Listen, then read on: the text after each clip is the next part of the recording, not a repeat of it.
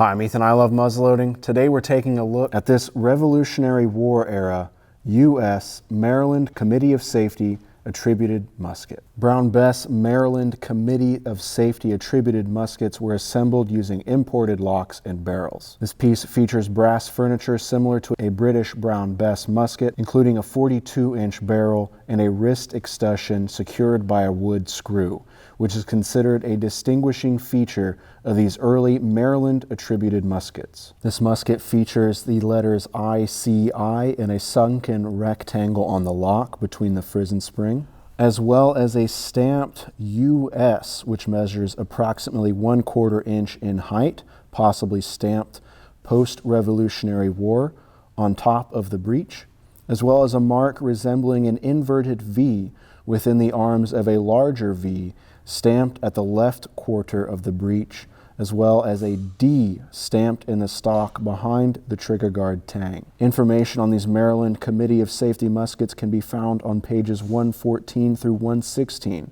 of the book American Military Shoulder Arms Volume 1 by George D. Moller, pages 110 and 111 of the book The History of Weapons of the American Revolution by George C. Neumann, and page 161 of the book Muskets of the Revolution by Bill Ahearn.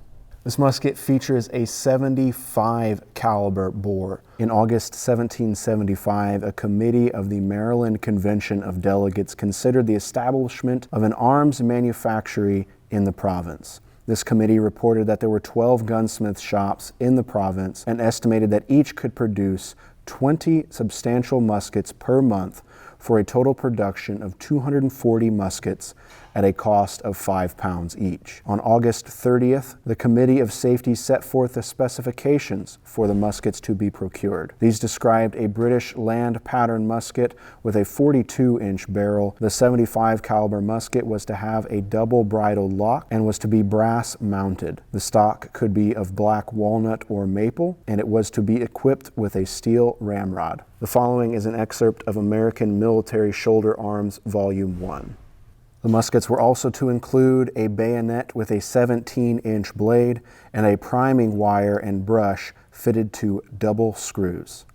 Although the Committee of Safety had authorized payment of up to $10 2/3 for muskets, the actual contract price was often somewhat less. Isaac Harris contracted for muskets at $4 2/3, and in October 1775, William Wetcraft of Annapolis contracted to make 50 muskets per week for 2 years at $4 each. In December 1775, the Maryland Convention of Delegates voted to establish a gun lock manufactory at Fredericksburg and appropriated £1,700 for this purpose. By the following spring, the shortage of muskets was still so acute that the Committee of Safety was forced to abandon the specifications set forth the previous August and reportedly accepted muskets with iron mountings and muskets with single bridle locks. To go over this musket in particular, I want to make a note here that we are early on enough in American history here that although this is, by some people's description, an early kind of military arm, or at least a standardized U.S. arm, we still do have brass furniture on this piece. Unlike later American actual military arms, and more like, as referenced, the British Brown Bess. Here at the buttstock, we have a very Brown Bess-like buttstock with a brass butt plate folded over the back. Our toe here, like many standardized arms for this period, has a rounded toe here. Across the top of our butt plate, we do have some shaped elements here. This isn't a simple rectangular tang on our butt plate here. We do have a modification, we'll say, of some more of the artistic butt plates that we see of the time period.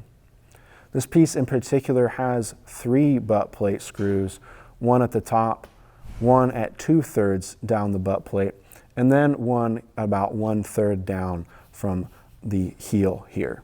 No patch box or anything on this piece. The materials to use this muzzleloader would have been carried in some kind of cartridge box or perhaps a shot pouch of some kind. We have a very sharp pointed crest here at the front, at least looking at it from the top. From the side, we have a slight curve, as you can see here in our crest. And we have these very deep V-cuts pointing back to our toe on either side here. So we have a similar pattern on our lock plate side as we do on our side plate side. Very common escutcheon here in our wrist, and we have a screw holding this piece in. This wrist escutcheon does not feature any engraving or cutting of any kind. It's just a simple escutcheon here. The forward end of our escutcheon connects with a slight triangular carving here extending from the tang of our barrel. The escutcheon ends right at or just under, really, the carving here at the crest of our buttstock. Coming forward in the piece, you'll notice we have a rather short wrist here. Because of this point coming off of our crest, it kind of gives us the illusion that this area is shorter compared to some other arms of the period. As we come forward to the lock mortise section here, I want to make note of how wide this section is. We have a lot of wood on either side supporting the primary mechanism of this arm. This is the powerhouse of this musket right here, with this large round-faced lock. Like many of these standardized and military arms of the time, we have a large lock here with large durable components. Our frizzen is wide and heavy, and our frizzen spring, as we can see out here in the front, is wide as well. When we compare military arms of the 18th and early 19th century, we think of them being clunky and unreliable, but the documentation that we see out of military arms mandated in production that these were as reliable as they could be, with some documents showing that these locks needed to be able to fire consistently as many as 30 to 40 times with a single flint. So that does not in any way compare to several magazines, several dozens of magazines without misfires as we see today, but they were not as unreliable as popular culture and common knowledge will say now makes them out to be. I want to point out here the shape of our hammer or cock on this arm. You see, it's still ornamental in design. It's not as flat as we see in later designs, and as flat as we see in some of the French designs that would later go on to inspire American military arms. We have a nice curved shape here, and coming up to the tail behind our top jaw here in this casting, and coming up across the back of our cock here, we have a slight curved ornamental element here. It doesn't necessarily have to be there, but we still have those nice artistic shapes even in this semi-standardized musket for the time. The top jaw itself is about 7/8 of an inch wide to give you an idea of how long this is, and the frizzen itself is about 1 1/16 inch wide at the base. Place it on half cock here to show you our frizzen pan. In many of these standardized arms for the period, we have a rather uniform frizzen pan here to hold our priming powder. In some of the civilian arms, we see a more ornamental priming pan that makes use of the entire pan area. But in this piece and in other standardized or military pieces that we see later, we have a rather uniform, focused, we'll say, frizzen or pan here to really focus our priming charge to make sure it stays in the right spot when firing. Unlike many contemporary muzzle loaders, our touch hole is just a drilled hole through the side of our barrel. The barrel is filed to a small flat here in this area, but the rest of the barrel is left round. I will say this touch hole shows some signs of use to my eye, but not necessarily as much use as we've seen in some other original muzzleloaders on the channel. Signs of a lot of use or possibly tinkering with over the period, you'll notice the touch hole is rather large. This touch hole here, just to take a quick measurement, looks to be about 1/8 of an inch across, but could be a little bit smaller. We could have a bit of a countersunk hole there for a touch hole. The lock itself, or the lock plate itself, I should say, is rather unadorned. We don't have any fanciful engraving or marks, but we do have that ICI stamped in here between our frizzen spring ends up at the front. Jumping to the breech and tang area here, we have our rectangular, with a slight bevel here, tang with a single tang screw behind the breech of our barrel. Extending back from that tang, we have in a reverse orientation to the angle of the rest of the tang, a slight triangle. Like I said, goes back to our wrist escutcheon. We do have a couple barrel bands filed into our breech here. We have a wider band cut at the end of our breech, and then forward of that, we have what looks to be two round file cuts, making a small ornate band just to the rear of our touch hole. Just forward of those bands, we have our US stamped, which the researchers here at Rock Island believe could have been added after the American Revolutionary War. On the underside here, we can see some more of our brass hardware. We have a rather large trigger guard here extending back about halfway to the toe of our buttstock. We have this held in with a pin here at the rear, about 3/4 of the way to the rear of our trigger guard. And then here about 1/4 of the way from our primary bow, we do have a round-headed screw holding our trigger guard in. To the forward here, we have some filed motifs here. No real engraving here, no fine detail work, but this file work is very crisp, it's very sharp. The front end of our trigger guard is going to be held in with a pin that extends from our side plate side into our lock mortise. We have a single trigger in this musket here, and it's held in with an iron trigger plate. We can see the bolt end of our barrel tang bolt holding in the front of our trigger plate. It's a little difficult to tell here, but I suspect that the rear of the trigger plate is held in either by pressure associated with this trigger guard screw or held in with that trigger guard screw on its own. All along the underside of our forestock here, from our sling swivel, we do have some perpendicular nicks in the stock here, going up to about here on the forestock. When considering that this could have and may have been held or carried with some kind of sling, with some other hardware, it's not hard to envision these nicks possibly being added by the hardware associated with that. Moving forward here to our brass ramrod entry pipe, we have matching filed motifs between our trigger guard and our entry pipe. Continuing on the underside here, we have a steel or iron as mandated by the Committee of Safety ramrod here, or rammer, as we see in some of the period documentation. And then we have 3 ramrod pipes. Our 2 central pipes here have a simple file cut wedding band.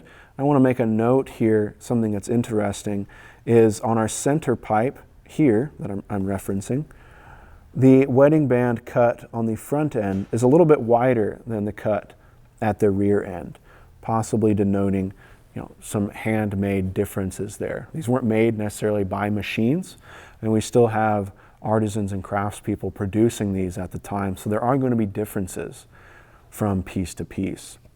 There's something similar then in the pipe forward of that, where the band itself isn't perfectly even all the way around. Our frontward ramrod pipe here features a trumpet bell at the front to make it a little bit easier, presumably, to drop our ramrod in. And speaking from a little bit of contemporary muzzleloading experience, it is nice to have a bit of a swell on the front of that ramrod pipe to help you easily drop your ramrod in, at least in my experience. I can imagine that if you were in a situation of self-defense or battle, having it easier to reload that ramrod to make sure you were keeping it with you would help quite a bit. Our ramrod channel doesn't fully encapsulate the ramrod on this piece, but we do see it capture just about half, I would say, of the ramrod.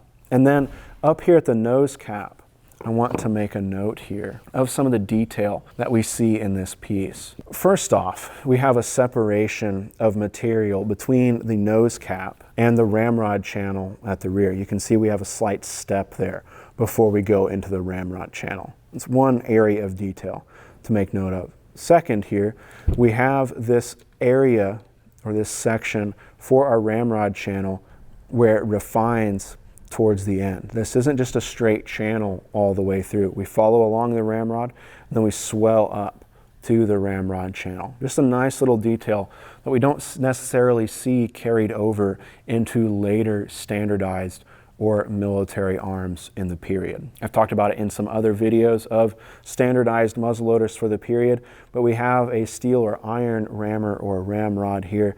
And what's fascinating about this is, as a tool, we see that becoming very important, having a steel or iron rammer, because it becomes a principal tool for several military members in the period to cook with. During the period when situations get pretty dire, we see journal entries of using the rammers or ramrods to roast and cook meat with. It's an interesting note. At the very fore end of the stock, we have our brass nose cap protecting the end grain of this stock.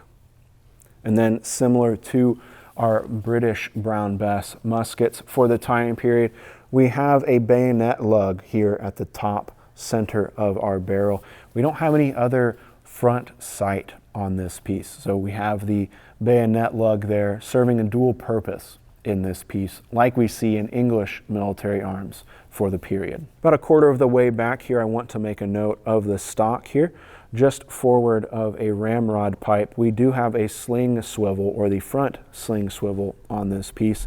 It is just going through the wood as far as I can tell for this period. The sling swivel itself is held on with a bolt that goes through the stock here and is held on with a nut on the other side. The barrel itself is nothing ornamental, nothing special in that regard.